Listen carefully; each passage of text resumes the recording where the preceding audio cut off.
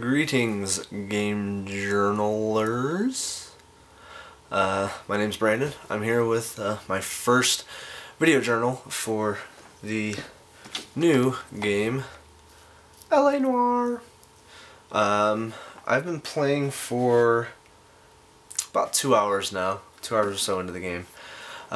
Really like it. It's not without its flaws though, I guess. For the most part, it's really enjoyable.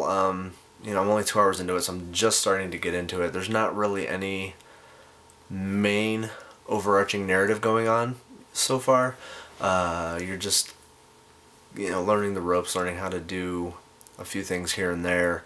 But for the most part, it's good. It's kind of limited right now. It doesn't have the open worldness that most Rockstar games have. I've only ever played Red Dead, but that's, I mean, right off the bat, pretty much you're in the world. Here you can drive around wherever you want, but there doesn't seem to be much to do other than work on the case that you're on or answer dispatch calls and, you know, go catch those bad guys. So right now it seems pretty linear, pretty confined for as big as it is. I do like that it's actually set in Los Angeles, not, you know, some other made-up city that Rockstar usually does in making their games.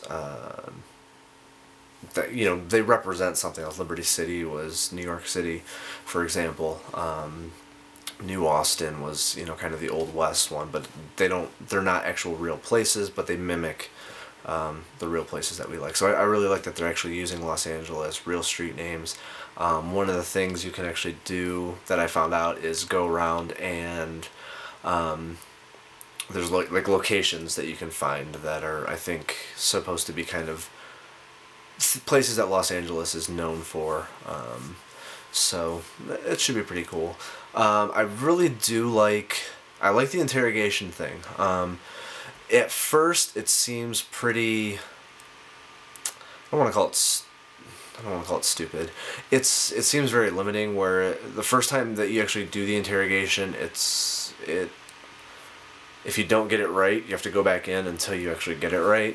But once you actually start doing it in the real world of Los Angeles and interrogating people while you're working on cases, it doesn't tell you if you're right or wrong.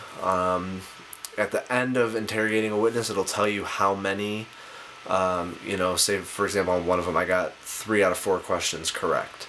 And basically answering a question correct, you'll ask them something out of your notebook. They'll give you a response, and you have to watch their facial movements, little ticks if they're looking away, and you have to determine if they're telling the truth, if you have some doubt, or if you think they're flat out lying. And only one of the 3 is actually a correct answer, but it never tells you exactly which ones are right or which ones are wrong. So far as well, my first actual full big case as a detective, it didn't necessarily seem to matter.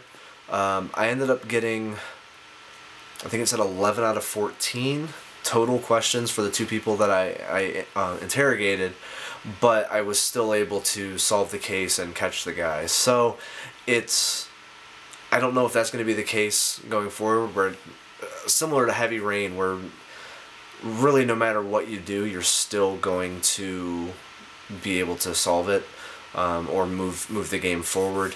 If that's the case, I don't necessarily know that I would like it too much. I want there to be some bad stuff for not being able to interrogate correctly. So like I said, this is just kind of the first video journal. I'll keep posting these as I get through the game. But right now I'm just about 4.5 minutes, so I'll take the next 30 seconds or so and wrap this one up. Make sure you check back as I play through the game, and I'd love to hear what you guys think if you're playing it so far.